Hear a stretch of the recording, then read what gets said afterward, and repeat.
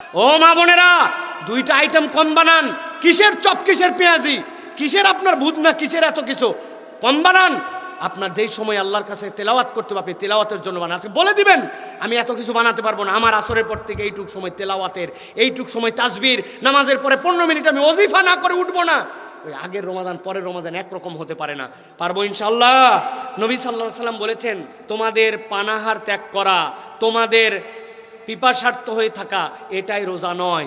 আল্লাহ নবী বলছেন, রব্বা সাইমিন, কতকগুলা রোজাদার আছে যাদের সারাদিন খালি উপোস থাকা হয়, পানি না খায় থাকা, না খায় থাকে, এটা রোজা নয়। বরং রোজা কি? রোজা হচ্ছে আল্লাহ রাব্বুল আলামিন যেভাবে আপনাকে হক আদায় করতে বলেছেন সবগুলি হক আদায় করতে হবে। আপনি সালাত আদায় করেন না, কেমন রোজাদার আপনি ভাই? আপনি জামাতে যান না, কেমন রোজাদার আপনি ভাই? আপনি তারাবির মুখেই যান না, ওরে ভাই রাকাতের গন্ডগোল রাখেন। আপনি তারাবির নামাজই পড়তে যান না। আপনি বিকালবেলা বলে কি ব্যাপার, কয় ভাই অনেক কষ্ট হয়েছে, একটু ক্যারাম খেলে সময় পার করতেছি, একটু কোরআন তেলাওয়াত করে না। আরেকজন বলছে যে ভাই এখন হচ্ছে সাহারি খাইছি তো, খাওয়ার পরে ঘুম আসে না, ওই জন্য একটা মুভির অল্প একটু অংশ দেখে নিচ্ছে, পরবর্তীতে আবার মুভি দেখবে। নাউজুবিল্লাহ বলবেন না ভাই, আমি বানায় বলতেছি না, হয়তো আপনি একটু গ্রাম দেশের মানুষ তো মনে করতেছেন এরকম না, কিন্তু আপনি খোঁজ খবর নিয়ে দেখেন, রোজা না খায় থাকার নাম হয়েছে আমল নাই, তেলাওয়াত নাই, আখলাক নাই, চোখের হেফাজত নাই, কানের হেফাজত নাই। রোজা থাকে কানের মধ্যে দিয়ে হেডফোনে গান শুনে সময় পার করে। আল্লাহ এরকম মাখলুকও দুনিয়ায় সৃষ্টি করছে, আছে না নাই? ভাই রে, আমি আপনার কাছে 3টা ফোকাসের কথা বলবো। আপনার সিয়াম সুন্দরভাবে আপনার সাথে থাকবে যদি আপনার সালাত ঠিক না হয়, আপনার সিয়াম আপনার সাথে সুন্দর করে থাকবে না। আপনি সালাতে মনোযোগী হন, নিয়ত করেন আমরা আমাদের রমাদান এবং রমাদানের পরবর্তী কোনো সালাত রুকু সিজদা 7 তাসবির নিচে দিব না। রাজি আছেন? আন্দাজি ইনশাল্লাহ বলেন না, বুঝে বলেন।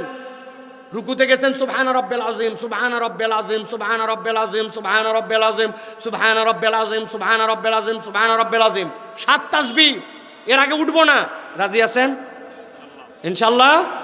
সিজদাতে 7 তাসবিহ, সুবহান রাব্বিল আলা, সুবহান রাব্বিল আলা, সুবহান রাব্বিল আলা, সুবহান রাব্বিল আলা, সুবহান রাব্বিল আলা, সুবহান রাব্বিল আলা, সুবহান রাব্বিল আলা। 2 সিজদার মধ্যে দোয়া পড়ব, রুকু আর সিজদার মধ্যে দোয়া পড়ব। আমার সালাত সুন্দর করে পড়তে হবে। রাজি আছেন ইনশাআল্লাহ?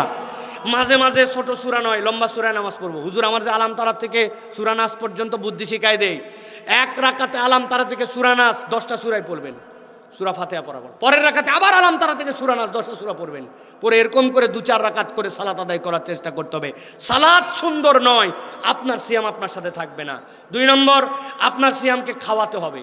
আপনার মেহমান তো সে, কি খাওয়াবেন? আপনার সিয়ামকে যদি আপনি সুন্দর আপ্যায়ন করতে চান, কোরআন তেলাওয়াত করতে হবে। যার রোজাতে কোরআন তেলাওয়াত নাই তার সিয়াম সুন্দর নয়। বাপরে ব্যস্ততা, চাকরি বাকরি, ঘোরা ফেরা, এই মহিলাদের জন্য ইফতার বানানো, বাচ্চা খাওয়ানো, 1 পৃষ্ঠা কোরআন শরীফ পড়ার সময় পায় না। এরকম রোজাদার আছে না নাই? কারা কারা এরকম রোজাদার হাত তোলেন যারা কোরআন শরীফ 1 পৃষ্ঠাও পড়তে পারেন না? আমার এক চাচা শুধু আছে পিছনে, না বুঝে হাত তুলছিল মুরব্বী। আল্লাহ আমাদেরকে হেফাজত করুক। প্রিয় ভাইরা, কোরআন তেলাওয়াত করতে হবে। আর 3 নম্বর প্রিয় ভাইরা, রোজাকে যদি উত্তমভাবে আপনার জীবনে প্রতিষ্ঠিত করতে চান, আখলাক পরিবর্তন করতে হবে। আপনার যদি চরিত্র আগেরটাও যা পরেরটাও তা, আপনার রোজা হয় নাই।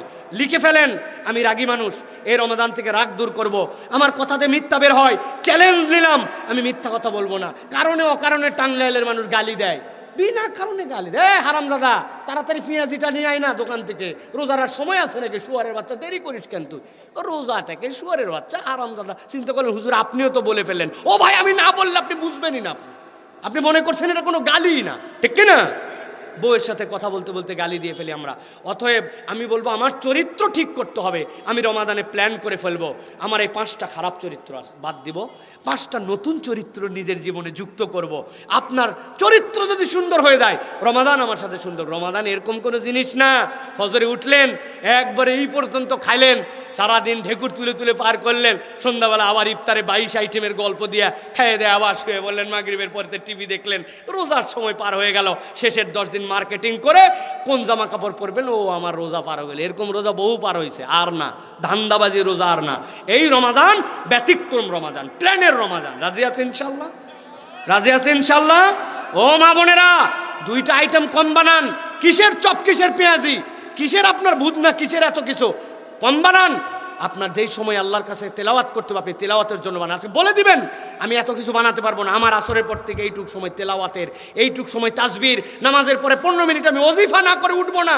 ওই আগের রমাদান পরের রমাদান একরকম হতে পারে না। পারবো ইনশাআল্লাহ। আল্লাহ আমাদেরকে করার তৌফিক দান করেন। লাস্ট আর দুটা প্রশ্ন। আমার একটি নবজাতক শিশু রয়েছে, আমি কি রোজা রেখে তাকে দুধ খাওয়াতে পারবো, বা রোজা না রাখলে কি এক্ষেত্রে আমার সমস্যা হবে? প্রিয় ভাইয়েরা, কোনো মা যদি দুগ্ধবতী নারী হন এবং তার সন্তান যদি দুগ্ধ পান যোগ্য হয়, আর এই মা যদি রোজা রাখেন, তাহলে তার সন্তানের দুধ পেতে সমস্যা যদি হয়, আল্লাহ রাব্বুল আলামিন আপনার আমার জন্য এই বিধান দিয়েছেন, ফামান কানা মারিদান আও আলা সাফারিন ফাইদ্দাতুম মিন আইয়ামিন উখার। তাহলে ওই ব্যক্তিকে ধরা হবে যে নির্ধারিত একটা কারণে তিনি রোজা রাখতে পারতেছেন না, ওই দুগ্ধপুক্ত শিশুর জন্য তিনি রোজা ভেঙে ফেলবেন, এবং এই রোজাগুলা যখন তার সুযোগ হবে এরপরে তখন তিনি একটা রোজার পরিবর্তে একটা রোজা রেখে ফেলবেন, তাহলে তার জন্য আদায় হয়ে যাবে। তবে আমার জানা মতে, আমার তো অনেকগুলো বাচ্চা, তো এই বাচ্চাগুলোর সাথে সাথে প্রত্যেক বাচ্চার সময় রোজা আসছে, এবং রোজার আগে আগে আমার বেশিরভাগ বাচ্চা কাছে। আমার সবচেয়ে ছোট বাচ্চার বয়সও এখন 4 মাস 5 মাস, তাহলে তার মায়ের জন্য। তা আমি আমার পরিবারের উদাহরণ দিয়ে আপনাকে বলবো, মায়েরা যদি একটু কৌশলী হয়, আলহামদুলিল্লাহ দুধের সমস্যা হয় না। 3টা জিনিস খেতে হয়। শেষ রাত্রে লাউয়ের তরকারি দিয়ে অল্প একটু কালো জিরা, তার ভর্তা বা কোনো কিছু দিয়ে আপনি খাবেন, আর পর্যাপ্ত হাফ কেজি এরকম দুধ খাবেন, আর 3টা খেজুর খাই নেবেন শেষ রাত্রে।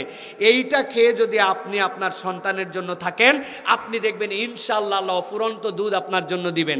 আর রোজা খোলার পরের থেকেই আপনাকে হেলদিভাবে খেজুর খেতে হবে, ওই লাউয়ের তরকারি খাওয়ার চেষ্টা করতে হবে, এবং মিনিমাম 2 লিটারের উপর আপনাকে পানি খেতে হবে।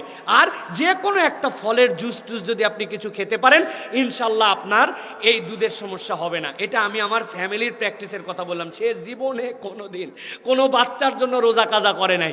আল্লাহ দিলে আমার বাচ্চারা তো মায়ের দুধ খেয়ে বড় হয়েছে, কোনো দিন কোনো বাচ্চাকে একদিনের জন্য ফিডার খাওয়াতে হয় নাই। সুতরাং আপনি এটা পারবেন, তবে সকলের জন্য এটা হতে নাও পারে। সেই ক্ষেত্রে আপনি রোজা না রাখলে কোনো সমস্যা নাই, পরবর্তীতে এটা আপনি আদায় করে ফেলবেন। আল্লাহ রাব্বুল আলামিন কারো প্রতি জুলুম করেন নাই, আল্লাহ রাব্বুল আলামিন তার বিধানকে সহজ করেছেন। আশা করি আমার মায়েরা উত্তর পেয়েছেন।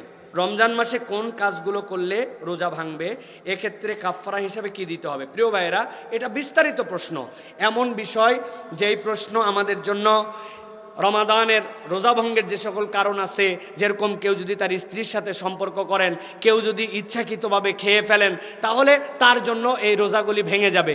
এবং এই রকম কোনো ইচ্ছাকৃত কারণে যদি রোজা ভাঙেন, তাহলে তার জন্য কাজা এবং কাফারা লাগবে। এটার বিস্তারিত বিষয় সেগুলো আমরা জেনে নিব। তবে মনে রাখবো, ভুল করে যদি কেউ কিছু খেয়ে ফেলে, সেটা যতবারই খাক যেমনেই খাক, ভুল করে খাইলে রোজা ভাঙে না। কারো যদি স্বপ্নদোষ হয়ে যায়, তাহলে তার জন্য রোজা ভাঙে না।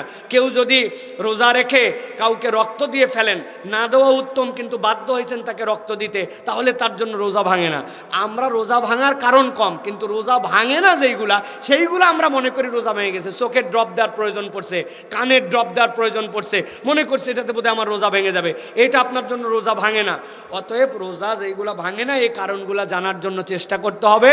আর রোজা ভাঙার ক্ষেত্রে যেটা ইচ্ছাকৃত করলে ওইটার কাজা এবং কাফারা করতে পারে। মৌলিক দুটা, ইচ্ছাকৃতভাবে খাওয়া, ইচ্ছাকৃতভাবে রোজা নষ্ট করার, ইচ্ছাকৃতভাবে নিজের স্ত্রীর সাথে সম্পর্কিত হওয়া। তাহলে কাজা কাফারা উভয়টাই করতে হবে। 60 দিন টানা রোজা আর একটা কাজা। আল্লাহ আমাদেরকে হেফাজত করুক, আল্লাহ আমাদেরকে বোঝার তৌফিক দান করুক।